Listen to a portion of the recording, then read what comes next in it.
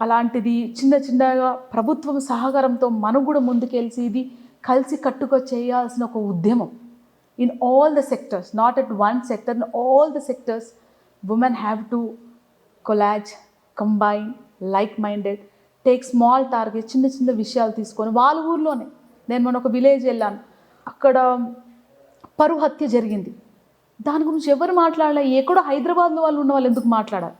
అదే పరువు హత్య నీ బిడ్డకు జరిగింటే అప్పుడు నీ ఇక్కడ ఎవరు రారండి? అవునా కదా? అసలు ఎందుకు జరుగుతున్నాయి ఈ పరువు హత్యలు? నీ బిడ్డ నా బిడ్డ ఒకటే కాదా? మనం మనుషులం కాదా? ఇలా ఒకరొకరు కులాన్ని పేరు మీద మతాన్ని పేరు చంపుకుంటూ పోతే రేపు మనం చదువులు నేర్పేన అవసరం లేదు. వాళ్ళకి కత్తిసామో కట్టెసామో ఫైరింగ్ నేర్పు పంపించాలి బయట. ఎందుకంటే బయటకు లోపలికి వచ్చి వారు బతుకుతారా లేదు. So it is from the house it self and I feel that it's a pain of women and it is a fight of women.